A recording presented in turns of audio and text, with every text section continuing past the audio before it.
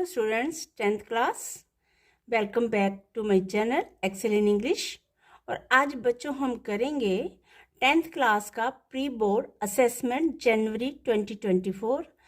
Haryana board में district wise अलग अलग पेपर सेट आए हैं और ये आपका सेकंड प्री बोर्ड है। हम सोल्व करेंगे आज ऑब्जेक्टिव टाइप क्वेश्चंस। 80 मार्क्स का है, टाइम 3 आवर्स है, लेकिन हम सिर्फ ऑब्जेक्टिव क्वेश्चन करेंगे जो 1 मार्क के हैं। बड़ा इजी पेपर है बच्चों, इसमें आपके पास काफ़ी स्कोर करने का स्कोप है क्योंकि 2 पैराग्राफ आपके कॉम्प्रीहेंशन के हैं जो 20 मार्क्स के हैं।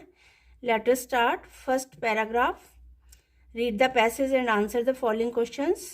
अ chimpanzee is one of the great apes and the nearest in intelligence to man. ये चिंपैंजी पर है जिसको कि इंटेलिजेंस में, बुद्धिमानी में मनुष्य के नियरेस्ट लगभग इक्वल बताया है। तो इस पैराग्राफ से फर्स्ट क्वेश्चन आपका आता है। पहले 5 क्वेश्चंस आपके इसमें मल्टीपल चॉइस टाइप हैं।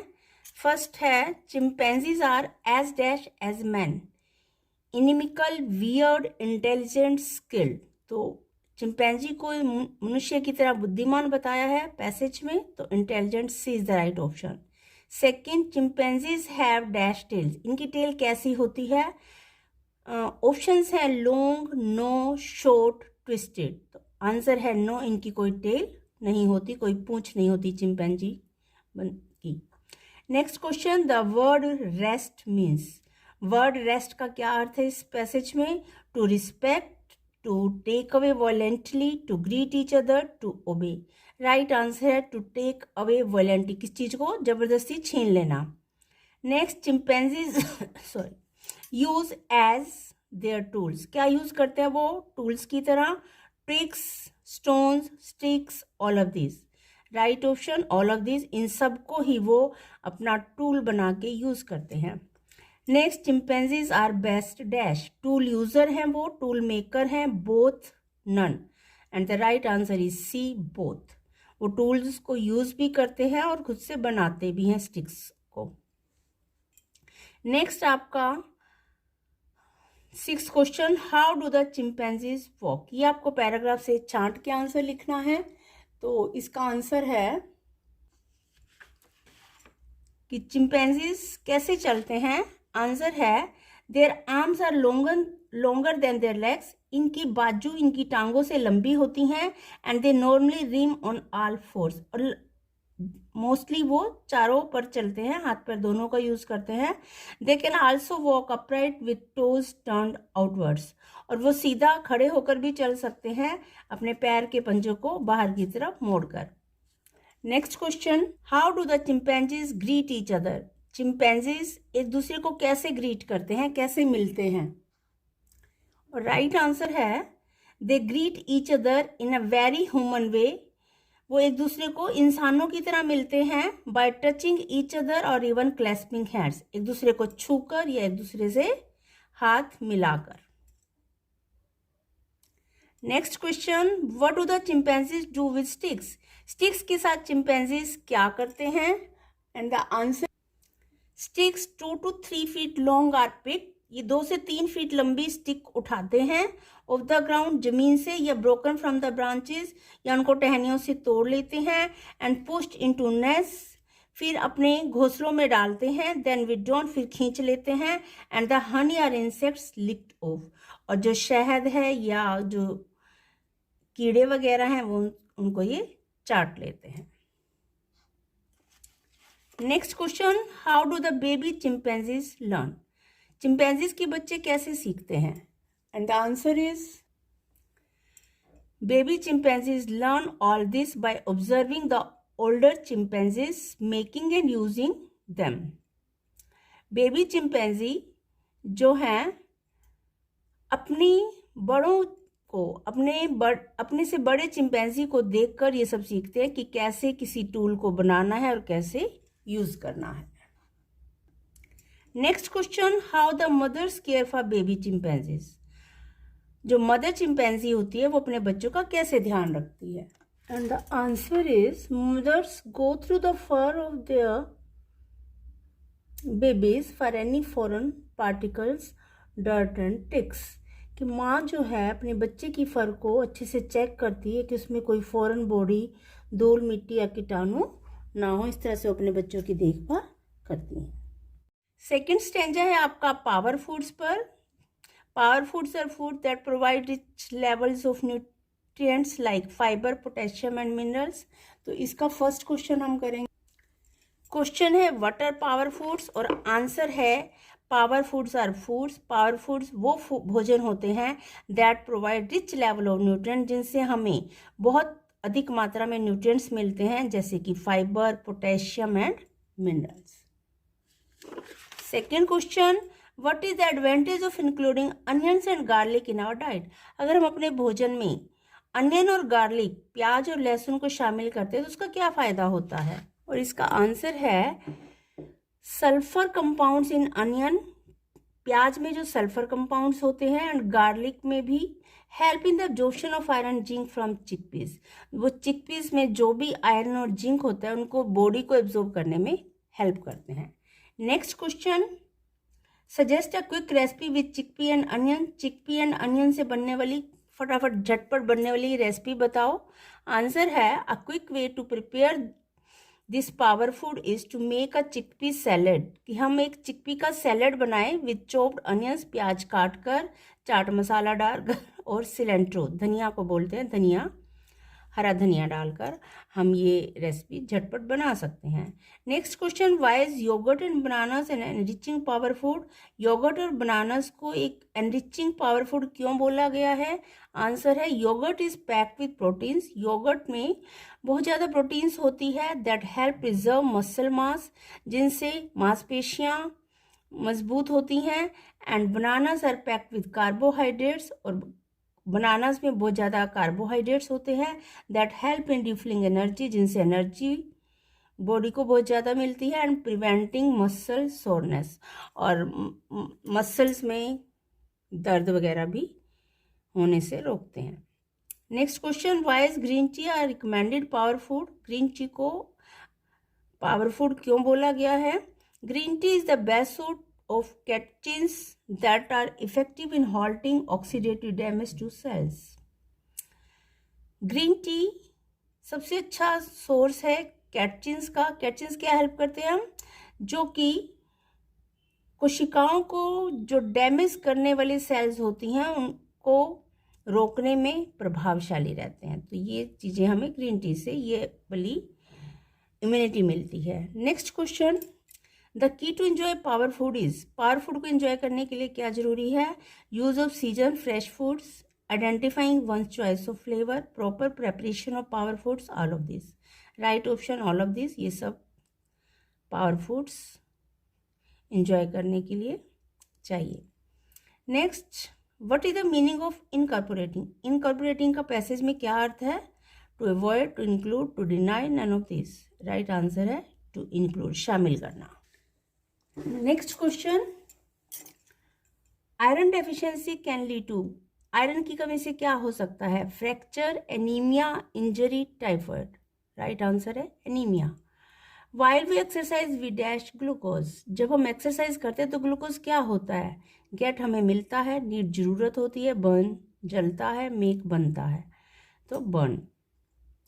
Adding lemon juice to green tea is important because. Green tea में लेमन जूस मिलाने से क्या फ़ायदा होता है, क्यों इम्पोर्टेंट होता है ये। It is liked by your friends, it is declared by the Purdue University, it makes catechins more absorbable by the body, it develops muscle mass in the body. Right option है C, it makes catechins more absorbable by the body. Next question, grammar से attempt any 10 sentences. First question, A part, fill in the blanks with correct form of the verb. I dash receive his letter before he arrived. उसके पहुंचने से पहले मैं उसका letter receive कर चुका था, तो चुका था के लिए हम पास्ट परफेक्ट लगाएंगे, had received. Next, indiscipline dash a great loss to the national property. Indiscipline से देश की संपत्ति को बहुत नुकसान होता है, तो ये यूनिवर्सल ट्रूथ है। इसमें हम लगाएंगे present, simple present, causes. Next, fill in the blanks with modals. I dash like to go home now. अब मैं घर जाना चाहूँगा. Would. Next, anyone dash make mistakes can. हर कोई गलती कर सकता है, कोई भी गलती कर सकता है. C part, fill in the blanks with the non finite form of the verb. He is tired of work. वो काम से थक चुका है. यहाँ पे हम नाउन लगाएंगे. Next, he wants to see you. वो तुम्हें देखना या मिलना चाहता है. To see. Next, D part, identify, name the figure of speech in the following sentence. Figure of speech इनकी क्या है? The fog comes on little cat feet. Fog को बिल्ली के पंजों से कंपेयर किया है, लेकिन लाइक और एज का यूज नहीं है, तो यहाँ पे metaphor. The moon is like a broken mirror. चंद्रमा टूटे शीशे की तरह है. सिमिली, क्योंकि यहाँ पे लाइक शब्द को यूज करते हुए कंपैरिजन किया है. Next, change the following sentence into indirect speech. He said thank you. इसका आंसर है ही थैंक्ड मी. उसने मेरा धन्यवाद किया. Second, I said to him I have lost the book I bought yesterday. इसका आंसर है I told him. Said to को told में चेंज करेंगे. दैट आई हैव का had lost the book. I bought का हैड बॉट. यस्टरडे का the previous day. Next, punctuate the following sentence. Doctor Kalam was a man of high character. Doctor को D capital, are के बाद full stop, कलाम का की capital और high character के बाद full stop. Next, they all said what a lovely garden it is. उन सब ने कहा कितना प्यारा गार्डन है. तो ये एक्सक्लामेटरी सेंटेंस है. दे ऑल सेड का T capital, comma inverted comma शुरू, W capital, what a lovely garden it is लिख के साइन ऑफ एक्सक्लामेशन और कोमास क्लोज. क्वेश्चन आपका लिटरेचर से है. 6th question. राइटिंग स्किल आप खुद से करेंगे. लिटरेचर पार्ट हम कर रहे हैं क्योंकि हम सिर्फ ऑब्जेक्टिव पेपर हल कर रहे हैं. 6th क्वेश्चन में आपकी बुक से पैसेज है. Let me put it more clearly since no one will believe that 13-year-old girl is completely alone in the world. ये आपका एनी फ्रैंक की डायरी वाला चैप्टर है, डायरी ऑफ एनी फ्रैंक. तो इसमें who does I refer to the above passage. पहला question है I किसके लिए यूज किया है. I refers to Anne Frank. Second, how many people can she call her friends. कितने लोगों को अपना दोस्त बोल पाती है. 30 people. whom does she regard her true friend. अपना बेस्ट फ्रेंड वो किसको मानती है. हर डायरी किट्टी. अपनी डायरी किट्टी को वो अपना बेस्ट फ्रेंड मानती है. Why does she start writing the diary. उसने डायरी लिखना क्यों शुरू किया. Because she has no friend. उसका कोई दोस्त नहीं है. In whom she can confide. जिसमें वो कन्फाइड कर सके, विश्वास करके अपने दिल की बात शेयर कर सके. Next, find a word from the passage which means trust someone to tell a secret. Secret बताने के लिए किसी पर विश्वास करना. ऐसा शब्द आपको पैसेज से छांट कर लिखना है. That word is confide. तो ये एक पैसेज है. एक दूसरा पैसेज दिया हुआ है आपकी बुक से ही. और ये है our elders are often heard reminiscing nostalgically about those good old Portuguese days. ये चैप्टर है आपका बेकर फ्रॉम गोवा से. तो फर्स्ट क्वेश्चन है what do the elders remember fondly about their past. बुजुर्ग लोग गोवा के सबसे ज़्यादा अपने बीते हुए समय की क्या चीज़ याद करते हैं. Elders are often heard reminiscing nostalgically about those good old Portuguese days. वो पुराने पुर्तगाली दिनों को याद करते हैं अक्सर. The Portuguese and their famous loaves of bread. पुर्तगाली लोगों को और उनकी ब्रेड के टुकड़ों को. What do still exist. अभी भी क्या एग्जिस्ट करता है वहाँ पर. वो लिखते हैं कि they still have amongst us the mixers the moulders and those who bake the loaves. उनके पास अभी भी वो मिक्स करने वाले सामान, मोल्ड करने वाला और बेक करने वाले लोग अभी भी हैं उनके पास. How can you say that bread making still popular in Goa. आप कैसे कह सकते हैं कि गोवा में ब्रेड मेकिंग आज भी पॉपुलर है. क्योंकि those age old time tested furnaces still exist. वहाँ पे वो पुरानी भट्ठियाँ जिन पर ब्रेड बनाई सेकी जाती थी अभी भी एग्जिस्ट करती हैं. The fire the furnaces has not yet been extinguished. उन भट्ठियों की आग अभी भी नहीं बुझी है. The third and jingle of the traditional bakers bamboo. जो अक्सर वहाँ पे ब्रेड बेचने के लिए आते थे, उनकी बांस की, लकड़ी की या स्टिक की या छड़ी की आवाज़. Heralding his arrival in the morning. सुबह में उसका पहुंचने की आवाज़. Can still be heard in some places. कुछ जगहों पर अभी भी सुनी जा सकती है. Next, how the baker use to announce his arrival. Baker अपने पहुंचने का अनाउंसमेंट, घोषणा कैसे करता है? With the jingling sound of his bamboo stick. अपनी बम्बू स्टिक को बजाते हुए उसकी जिंगलिंग साउंड से अपनी अराइवल, अपने पहुंचने की अनाउंसमेंट करता है। Next, which word in the passage means put out. इस पैसेज में कौन से शब्द का अर्थ है पुट आउट, बुझाना?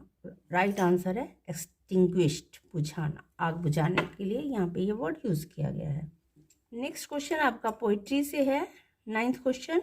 ये हम करेंगे, but he locked in a concrete cell, his strength behind bars. तो ये पोएम है आपकी, अ tiger in the zoo, in what kind of a cell is he locked. वो टाइगर किस तरह की कोठरी में बंद है? He is locked in a concrete cell, cemented कोठरी में। वो स्ट्रेंथ इज बिहाइंड बार्स, किसकी ताकत है? बार्स के, लोहे की रॉड के पीछे। स्ट्रेंथ ऑफ लॉक्ड एनिमल, जो जानवर उसमें बंद है, लॉक किया हुआ है, जो कि एक टाइगर है। How does he react to the visitors, जब उसको लोग देखने आते तो कैसे रिएक्ट करता है? ही इग्नोर्स द विजिटर्स, वो उनको नज़रअंदाज करता है, उनकी उपेक्षा करता है, उनकी तरफ देखता भी नहीं। हु इज बीइंग इग्नोर्ड, किसको इग्नोर किया जा रहा है? The visitors are being ignored, आने वाले आगंतुकों को, जो यात्री वहाँ घूमने आए हैं, उनको इग्नोर किया जा रहा है। Name the poem and the poet, कौन सी पोएम से है और किस पोएट ने लिखी है? A tiger in the zoo, written by Leslie Norris. एक और स्टैंजा आपकी पोइट्री से ही, but I can get a hair dye and set such colour there. ये कौन सी पोइट्री है? Name the poem and the poet. Poem का नाम है फरेनी ग्रेगरी और लिखी है विलियम बटलर यीट्स ने। Second question, why does she want to dye her hair. इस कविता में जो हीरोइन है, मेन कैरेक्टर है, वो अपने बाल क्यों डाई करना चाहती है? She wants to dye her hair, वो अपने बाल डाई करना चाहती है, सो दैट, ताकि, the young man may love her for her own sake, कोई युवक उससे प्यार करता है उसकी खातिर, not for her yellow hair, उसके गोल्डन बालों के लिए, पीले बालों के लिए उसको कोई प्यार ना करे, पर उसकी खातिर उससे सच्चा प्यार करे। What colour is the girl's hair, लड़की के बालों का रंग क्या है? Yellow hair. What colour can she give to hair, वो अपने बालों को कौन कौन से कलर में डाई कर सकती है? Brown, black, carrot colour. What does she expect from the young man in despair, और वो निराशा में उस युवक से क्या एक्सपेक्टेशन रखती है? She expects from the young man, वो उस युवक से उम्मीद करती है, to love her for herself alone, कि वो उसको उसके खुद के लिए प्यार करे, ना कि उसकी सुंदरता के लिए, उसके गोल्डन बालों के लिए, उसके येलो बालों के लिए। तो बच्चों, ये आपके ऑब्जेक्टिव टाइप क्वेश्चन हमने सोल्व किए, बाकी सब्जेक्टिव हैं। आशा करती हूँ आपके अच्छे मार्क्स आए होंगे। अभी आप लोग अपने सब ऑब्जेक्टिव मार्क्स कैलकुलेट कर सकते हैं। कैलकुलेट करके मुझे बताइए, 40 मार्क्स का आपका पेपर हमने अभी सोल्व किया है, कि आपका क्या स्कोर रहा। और उम्मीद करती हूँ वीडियो आपको पसंद आई होगी। Now like, subscribe and share my channel. Thank you बच्चों, गॉड ब्लेस।